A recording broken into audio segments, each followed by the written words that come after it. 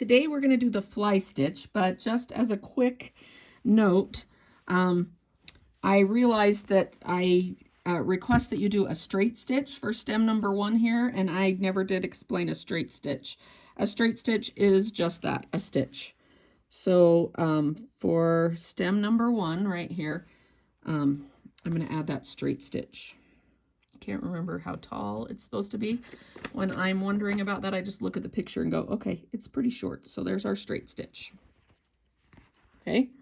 All right, on to the fly stitch. Let me show you a few examples of fly stitches. I believe that fly stitches might be called fly stitches because they make little Ys. I have a piece that is a study in the fly stitch. So let me find, here we go. Here's a fly stitch right here. This one's called a closed fly. When they are the little Ys in a row like this, they're called a closed fly. When they are next to one another, for example,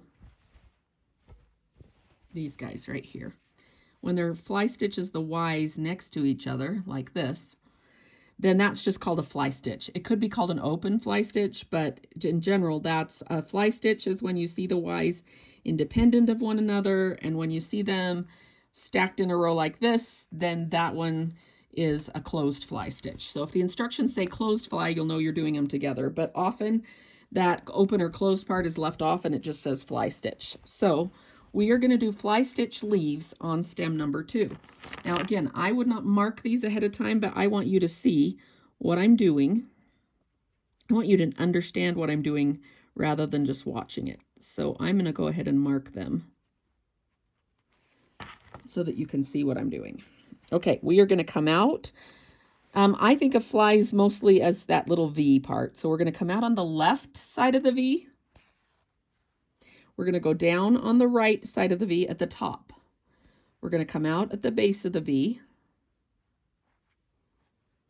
tuck the thread behind, and pull it through. And in this case, we don't want a Y, we really want the V part.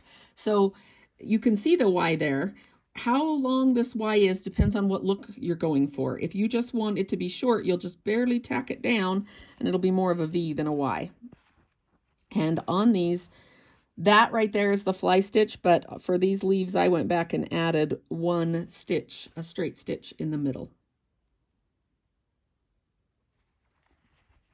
All right, let's do that fly stitch again on the next V. Okay. Is that the one in the middle? Yep. Okay, so you can see I'm going to come out on the left. I'll turn it this way so you can see my V. Come out at the top of the left, go down at the top of the right, and come out at the base of the V. So there's, and put your thread behind and pull it through. There we go. There's my V. And again, just because of the nature of this, wanting it to look a little bit more like a leaf or a set of leaves, I went ahead and had a stitch in the middle. Let's do that fly stitch one last time over here. Come out at the top of the left, go down at the top of the right, come out in the middle, thread behind, make your little V there. Okay, we will be working on these in a row later on, and I will talk a little bit more about how to do that in a row. I am running out of thread. Okay, we'll see you in the next video.